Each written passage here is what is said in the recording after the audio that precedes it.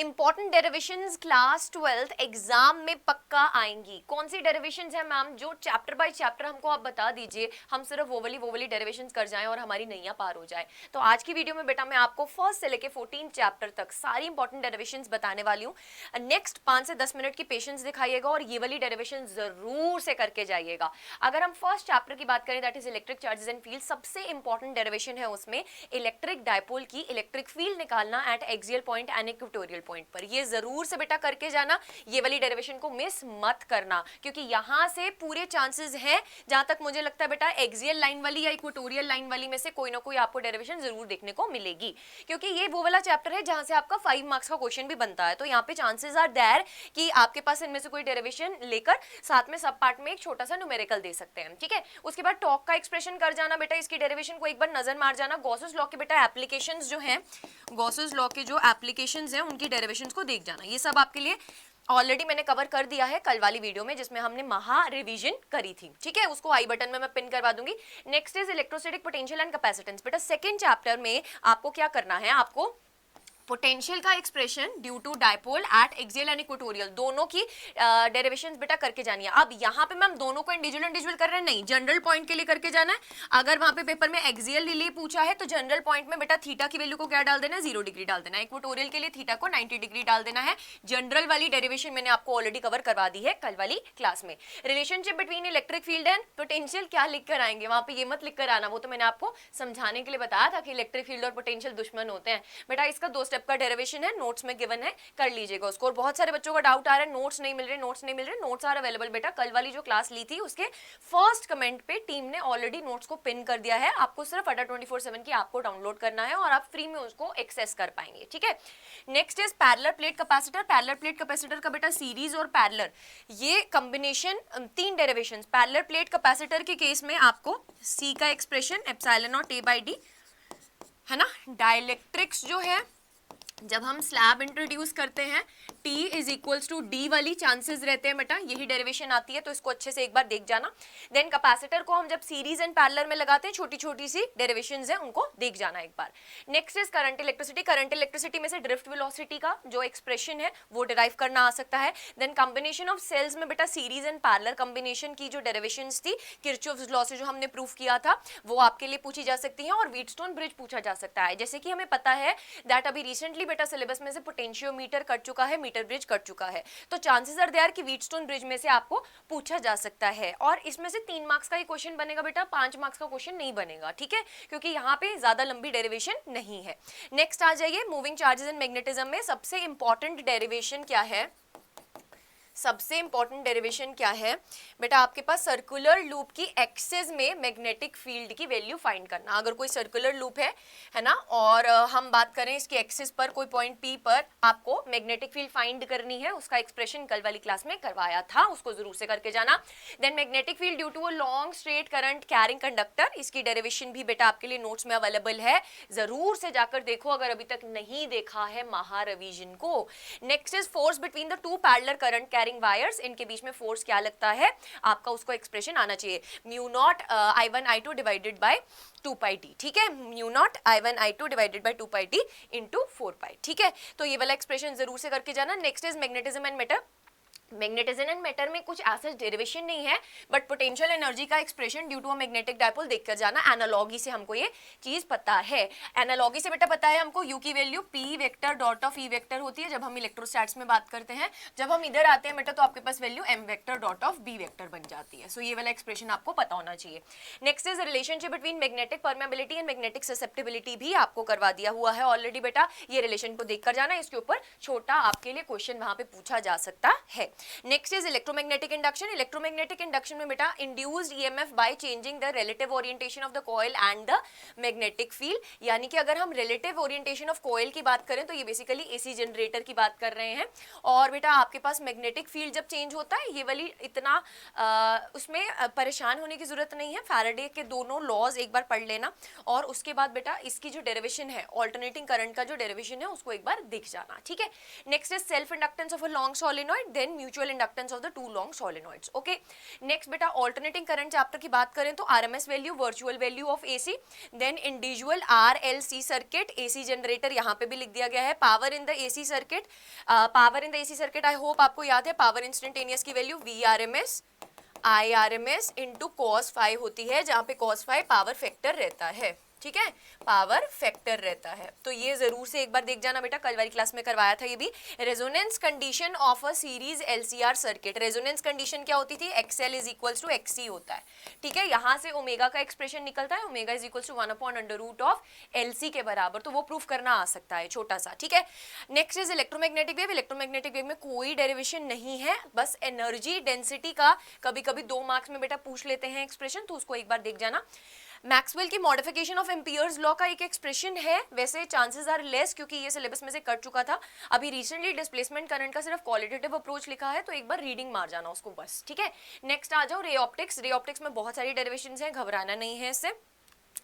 Relation between critical angle and refractive index, आपको पता है that sine C is equals to 1/n, हमने ये रिलेशन पढ़ा था. अगर आपने आज सुबह वाली क्लास नहीं देखी, मैंने आज 8 AM पर आपके लिए ray optics plus EM, ray optics plus EM का प्रीमियर चलवाया था. उसमें बेटा रे ऑप्टिक्स की ये सारी डेरिवेशंस कवर करवाई हैं. Make sure that you watch this video अगर आपने डेरिवेशंस को कंप्लीट करना है. ठीक है, उसके बाद है refraction on at a convex spherical surface, rarer medium, denser medium. Rarer medium में भी आगे 2 केस, इमेज रियल या वर्चुअल. डेंसर मीडियम में भी 2 केस बेटा, इमेज रियल या वर्चुअल. बेटा इसमें 4 पॉसिबिलिटीज बनती हैं. क्वेश्चन में ध्यान से देख लेना कि किस पॉसिबिलिटी की आपसे डेरिवेशन पूछी गई है. अब यहाँ पर बताती हूँ एक इंपॉर्टेंट पॉइंट, बेटा रेयरर मीडियम हो, डेंसर मीडियम हो, रेयरर में रियल इमेज हो, वर्चुअल इमेज हो, डेंसर में रियल इमेज हो, वर्चुअल इमेज हो, बेटा फर्क नहीं पड़ता. सिर्फ फर्क कब पड़ता है, जब हमारा ऑब्जेक्ट प्लेसमेंट चेंज हो जाए. यानी कि अगर ऑब्जेक्ट रेयरर मीडियम में है, आगे फर्दर इसका रियल या वर्चुअल इमेज जहां भी बने एक्सप्रेशन सेम आएगा. सिमिलरली डेंसर मीडियम में अगर ऑब्जेक्ट है तो बेटा आपके पास अगर इमेज रियल में भी बन रही है, वर्चुअल में भी बन रही है, डेंसर के केस में टोटली यहां इस वाले केस में बेटा एक्सप्रेशन सेम आएगा. इन दोनों में फर्क क्या होता है, इसके एक्सप्रेशन में जो N1 N2 आता है वहां पर उसको हम रिप्लेस कर देते हैं. बस N1 N2 को क्या कर देते हैं, इंटरचेंज कर देते हैं. Then lens maker formula very very important. उसके बाद relationship between refractive index and the angle of minimum deviation, this is also very important. Deviation through the prism small angle. ठीक है, स्मॉल एंगल प्रिज्म की deviation का आपको derivation पूछा जा सकता है. नेक्स्ट आ जाओ बेटा वेव ऑप्टिक्स. वेव ऑप्टिक्स में देखो, वेव ऑप्टिक्स में मेजरली अब एक ही डेरिवेशन रह गई है, दैट इज हमारे पास diffraction through a single slit. अगर मैं इंटरफेरेंस की बात करूं, यंग्स डबल स्लिट की बात करूं, तो साफ साफ इस बार लिख दिया गया इसको क्वालिटेटिव अप्रोच चाहिए. यानी कि उसका जो फाइनल एक्सप्रेशंस आ रहे हैं मैक्सिमम मिनिमम वैल्यूज के, आपको वो याद होने चाहिए. बाकी इन डिटेल बेटा आपको सब कुछ याद होना जरूरी नहीं है कि हमने कैसे पार्ट डिफरेंस फाइंड किया, कैसे क्या चीजें हुई, नहीं. बट मैं हमेशा ये चीज रिकमेंड करती हूँ, अगर आपको क्वेश्चंस को सॉल्व करना है तो आपको थ्रू आउट पता होना चाहिए कि हमारे पास यंग्स डबल स्लिट एक्सपेरिमेंट क्या है, उसके एक्सप्रेशन कैसे निकले. लास्ट की चीजों को रट्टा मारोगे तो वहां से क्वेश्चन सॉल्व नहीं होगा. बट क्वालिटेटिव अप्रोच ही सिर्फ रह गया हुआ है बेटा आपके पास. यंग्स डबल स्लिट एक्सपेरिमेंट का सिर्फ और सिर्फ क्वालिटेटिव अप्रोच रह गया हुआ है, तो उसका डेरिवेशन आपको करने की जरूरत नहीं है. बट आपके पास डायफ्रेक्शन का बेटा ऐसा कुछ भी क्वालिटेटिव अप्रोच नहीं लिखा हुआ, तो डायफ्रेक्शन यानी कि सिंगल स्लिट एक्सपेरिमेंट के नोट्स भी, सिंगल स्लिट एक्सपेरिमेंट के नोट्स भी बेटा आपको कल प्रोवाइड कर दिए गए थे, तो उसको जाकर उसी में से रीड कर लेना, उसमें मैंने सब केसेस बना रखे हैं. ठीक है, then expression of intensity at a point in the interference pattern आपको पूछा जा सकता है. आई नेट की वैल्यू आपको पूछी जा सकती है, I1 + I2 + 2 under root of I1 I2 cos of phi. ये वाला एक्सप्रेशन डिराइव करना आ सकता है. फिर आ जाइए बेटा dual nature of radiation and matter में. इसमें क्या है, कुछ भी नहीं है यार. आइंस्टाइन का फोटो इलेक्ट्रिक इक्वेशन है जो क्या बोलता है, टोटल आपके पास जितना भी फोटोन एनर्जी लेकर आ रहा है वो 2 हिस्सों में डिवाइड हो सकता है, that is equals to work function plus kinetic energy. ये वाला एक्सप्रेशन बस आपको थोड़ा सा डिराइव करना आ सकता है. बस 2-3 स्टेप में इसको डिफरेंट पॉसिबिलिटीज के साथ फ्रीक्वेंसी को in terms of lambda substitute कर देना और डिराइव कर देना. De Broglie wavelength of electron, ये इंपॉर्टेंट है, आपसे पूछा जा सकता है इस चैप्टर में. This is important derivation. Electron का एक बेसिक फॉर्मूला निकल के आता है, lambda is equals to 12.27 divided by under root V.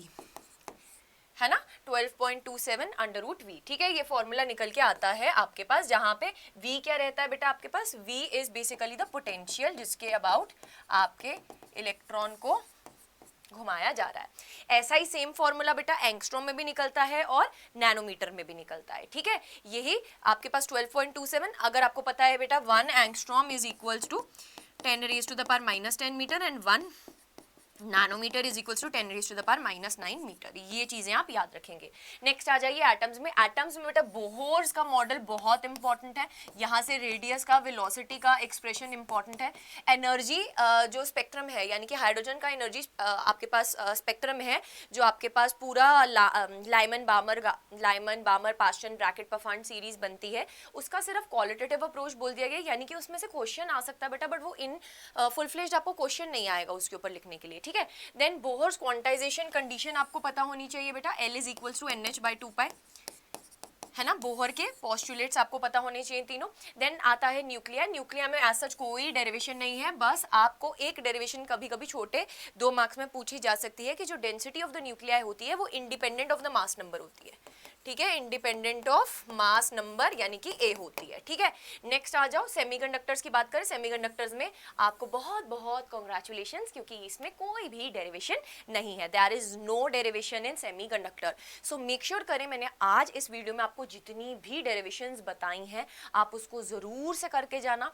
कोई भी बेटा ऐसी डेरिवेशन ना हो जो आप इनमें से छोड़ के जा रहे हो। ठीक है, अगर आपको डेरिवेशन से नफरत है ना, फिर भी यार इतनी तो डेरिवेशंस कर जाना, क्योंकि ये पेपर में देखने को मिलने वाली हैं। पहले अगर ऑब्जेक्टिव होता सिर्फ पेपर तो हमको रिस्क रहता, बट हमको पता है कि अब आपके पास 50% पेपर सब्जेक्टिव है, तो बेटा उसमें से ये वाली डेरिवेशंस के मार्क्स तो पक्के कर लेना हम, और इसको सिर्फ रीडिंग मत मारना, लिख कर देखना। ठीक है, देन नेक्स्ट इज कि आपका जब बोर्ड एग्जाम हो जाएगा बेटा, उसके बाद आपको नीट का एग्जाम देना है, आपको जेई का एग्जाम देना है।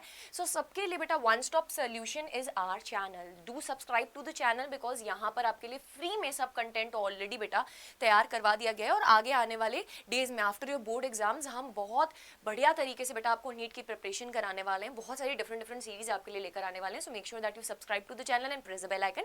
Don't forget to like, share, comment and subscribe. Comment करके जरूर से बताना कि क्या कितनी तैयारी हो गई, कितने % तैयारी हो गई है, कैसा जोश है। आप ये वाली डेरिवेशंस पक्का करके जाएंगे, प्रॉमिस लिख देना एक बार फटाफट से कमेंट सेक्शन में। Till then bye bye all of you and take care.